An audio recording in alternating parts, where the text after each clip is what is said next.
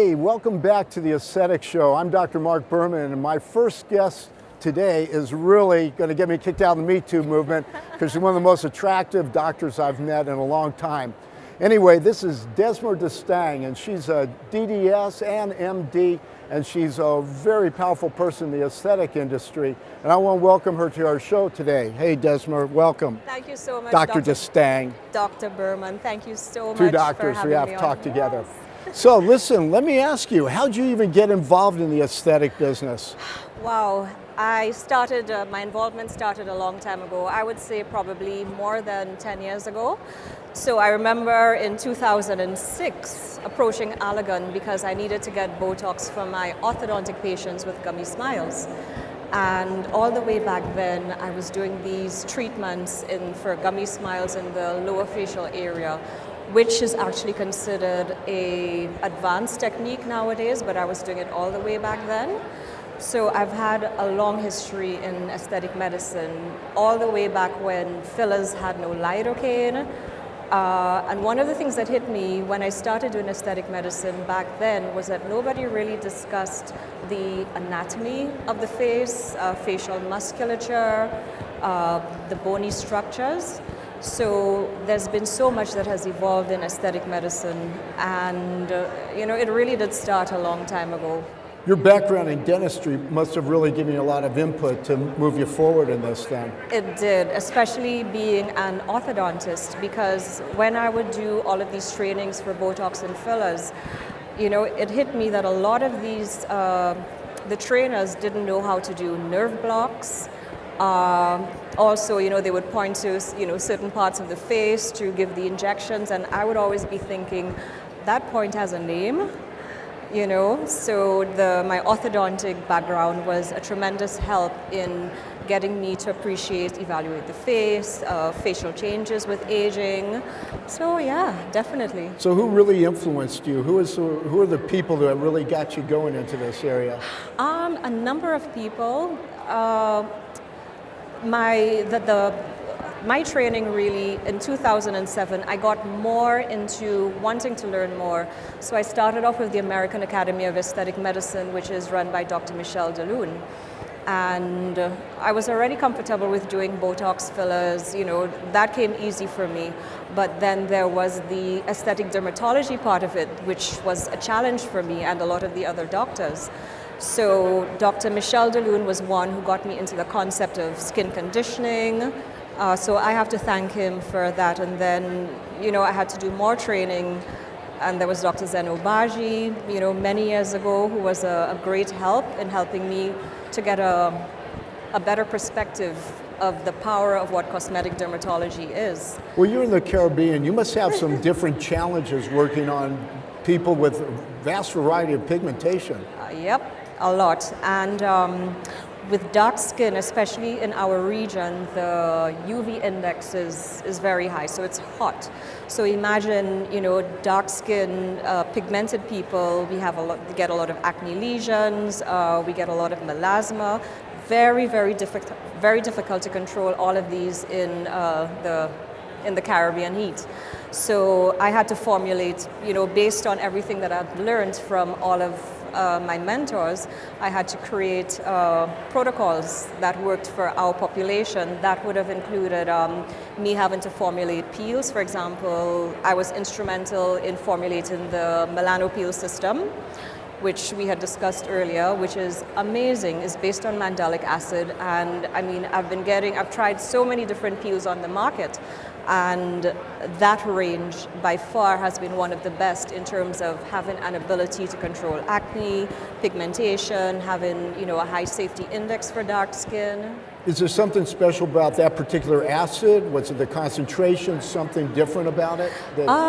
In terms of the formulations, based on the understanding of the skin, I've had to come up with 9 different formulations, all to be safe for dark skin, but at the same time having to deal with different skin types within that ethnicity. For example, you'd have those that have predominantly oily skin. You also have dark skin patients that have acne rosacea. But that being said, even if I am talking about, dark skin patient, these peels and peel formulations are also fantastic for white skin, and we have so many mixes in the Caribbean. The range of what I work with is fabulous for everybody. So where do you see yourself going over the next several years with work in the Caribbean? Are you going to move to the big island? No, I like my small island. I do a lot of training. I do a lot of selective training for physicians who want to do one-on-one training, especially for skin of color.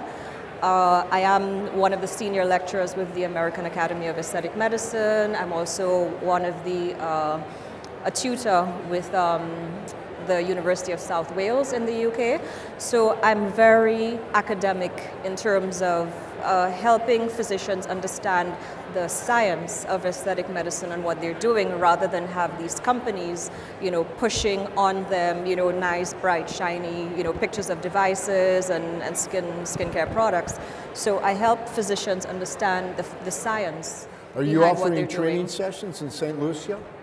It can be arranged, and yes, I do offer it. That might not be a bad place to come for a training session. You should. I'm on the way. Do I have to sail down, or I can fly in? Anyway, sail, yep. That'll be great. So now that most of the work you're doing is really skin resurfacing and stuff like that, are you working with any other devices, threads? Do you have any opinion about fillers that you particularly like working with? Yes and no. I'm not going to be calling any brand names, but I don't mean that, but yeah. I do a lot of facial sculpting with threads. So we've had Botox and fillers that have been wonderful for helping us, to control the wrinkles, anti-aging, and then we have threads that have added this brand new dimension in terms of helping me to sculpt the face, changing the facial structure. So threads have been fantastic, and I have worked with different companies. I've researched for them different techniques, because I have trained several parts of the world in techniques for doing threading. And I do advise companies in terms of what works, what does not work, the different techniques, and also techniques that are proprietary to me that I use. And and it's challenging because in the Caribbean we have very thick skin. So darker skin patients tend to have a thicker dermis. So to achieve that lift in darker skin, it's a little bit more difficult. So there are techniques that I have that help me a lot in terms of getting the patients good results. Pretty good stuff. Thank you. Your patients are coming to you mostly because of aesthetic, or are they coming through your dental practice, or both? Well, I have two separate practices, so I wear two different hats.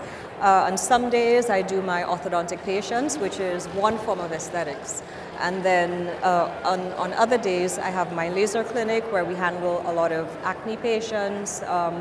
We do a lot of laser hair removal. So I keep it all separate.